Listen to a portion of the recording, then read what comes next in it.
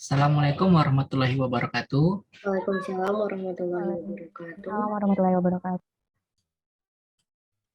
Perkenalkan, kami dari Universitas Teknokrat Indonesia dengan nama tim kami yaitu Golden Invest Technocrat atau GIT.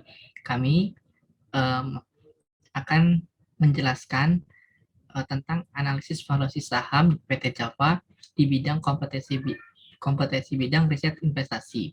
Sebelumnya, perkenalkan saya Ketua Tim Taufik Ramadan dan rekan saya Audi Pratiwi dan Astrid Caroline.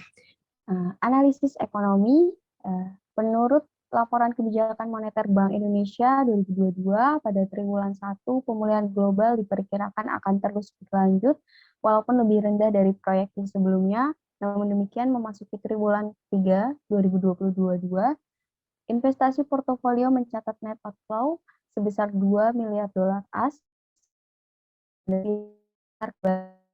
Pertumbuhan ekonomi di berbagai negara setelah Amerika Serikat, Jepang, Cina, dan India diperkirakan akan lebih rendah dari perkiraan sebelumnya. Dengan perkembangan tersebut, Bank Indonesia merevisi proyeksi pertumbuhan ekonomi global tahun 2022 menjadi 3,5% dari sebelumnya, yaitu 4,4%. Next. Analisis industri untuk tinjauan pakan ternak, sektor utama dari Java sendiri yaitu pakan ternak. Sehingga pada bagian ini pendalaman analisis industri difokuskan pada bidang pakan ternak. Sepanjang tahun 2021, Java membukukan pendapatan usaha sebesar 28,4 triliun dari tahun sebelumnya sebesar 21,1 triliun. Segmen usaha pakan ternak membukukan hasil segmen sebesar 1,9 triliun, menurun 33,7% dari tahun sebelumnya.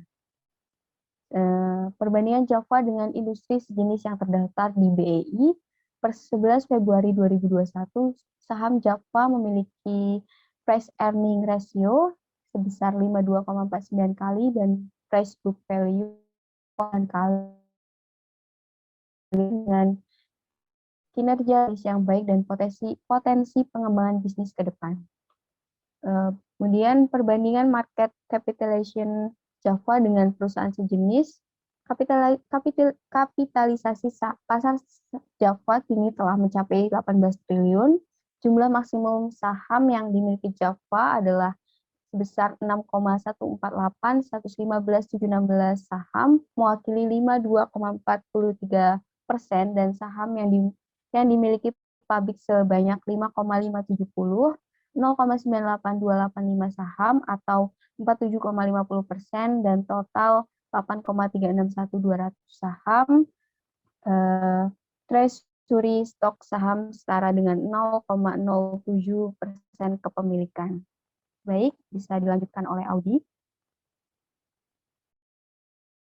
Baik, terima kasih atas kesempatannya. Di sini saya akan menjelaskan mengenai analisis perusahaan.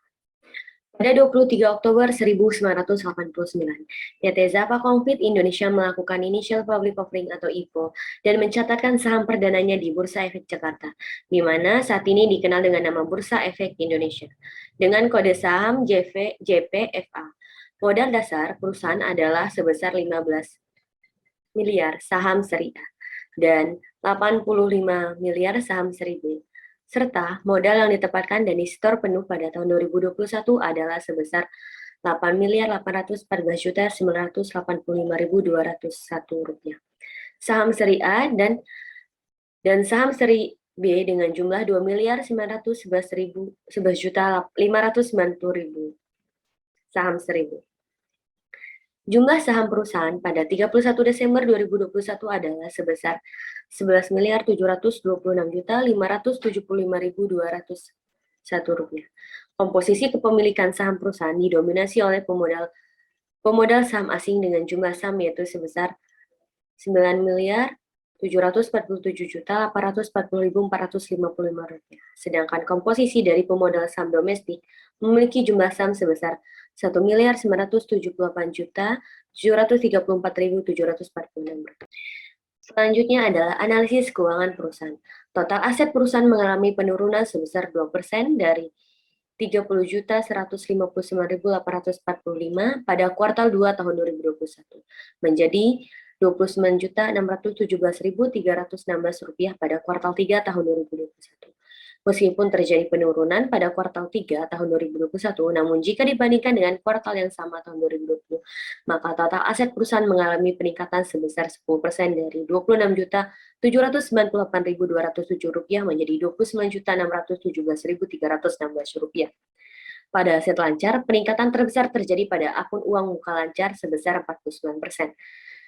Peningkatan aset lancar juga terjadi pada piutang usaha sebesar 30%, investasi jangka pendek sebesar 38%, persediaan lancar 32%. Di sisi lain, di sisi aset tidak lancar, juga terjadi peningkatan terbesar terjadi pada akun properti investasi yaitu sebesar 49%. Keuangan perusahaan Java Confit Indonesia selama tahun 2017 sampai 2021 menunjukkan kinerja yang relatif cukup baik, di mana tingkat profitabilitas yang diproyeksikan oleh ROA dari tahun ke tahun mengalami penurunan dan memiliki rata-rata 6,78% yang mengindikasikan bahwa perusahaan itu belum efektif dalam menggunakan asetnya untuk menghasilkan laba bersih. Penurunan juga terjadi pada ROE dengan rata-rata 15,24% yang mengindikasikan bahwa kurang efektivitasnya perusahaan dalam mengelola modalnya. Tingkat rasio lancar perusahaan mengalami penurunan setiap tahunnya dengan rata-rata 1,96%, yang mengindikasikan bahwa adanya kemampuan aktivitas lancar perusahaan untuk menutupi utang lancarnya kurang baik. Tingkat leverage perusahaan yang diproyeksi dari DER dan DAR memiliki rata-rata 1,26 untuk DER dan 0,58 untuk DAR, yang menunjukkan bahwa tingkat yang masih relatif aman karena sudah semakin menurun setiap tahunnya. Baik, untuk penjelasan mengenai analisis valuasi saham akan dijelaskan oleh rekan saya, Taufik. Silakan. Baik, terima kasih untuk Audi atas kesempatannya. Nah, kali ini akan masuk ke bagian analisis valuasi saham. Nah, pada kasus kali ini, kami menggunakan PT Java Combifit Tbk membandingkannya dengan sejenis. Salah satunya itu PT Pokhan yang bergerak di bidang industri animal feed. Nah, PER yang ideal mulai dari 20 sampai 25 kali lipat penghasilan. Nah, namun tersebut harus disesuaikan dengan sektor usaha yang dioperasikan.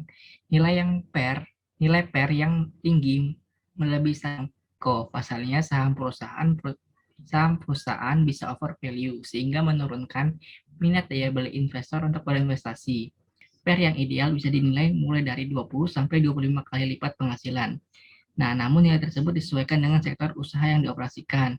Nah, nilai PER dari PT Java sebesar 39. Berarti PT Java menunjukkan angka 39 kali lipat penghasilan yang mana di atas nilai PER yang ideal. Menunjukkan bahwa PT Java memiliki potensi keuntungan yang cukup besar dalam memperhitungkan keuntungan dari perusahaan. Defined discount model yaitu pendekatan yang dilakukan dengan menggunakan 3 skenario, yaitu pesimis, moderat, dan optimis. Tumbuhan dari sektor usaha PT Java ini dalam kurun waktu 2 tahun terakhir, yaitu tahun 2020 dan 2021, yaitu 0, yang artinya dia berfluktuatif labanya. Sehingga imbal hasil yang kami bandingkan, PT Java ini memiliki imbal hasil yang lumayan bagus, kinerjanya sebesar 5,01%. Nah, di tahun 2020 bisa dilihat yang tadi saya bilang bahwa PT Java Combifit Tbk adalah berkisar 1086, yang mana saham PT Java termasuk over value. Yang PT Java di tahun 2021 sebesar 440, yang mana nilainya tersebut under value, yang mengindikasikan bahwa harga saham terlalu murah bila dibandingkan dengan nilai intrinsiknya. Nah, keputusan investasi yang semestinya diambil oleh investor pada tahun 2021 yaitu untuk membelinya, untuk membeli, karena nilainya yang relatif rendah yaitu 440. Nah, untuk tahun yang 2020 nilainya kan lebih mahal dari nilai intrinsiknya.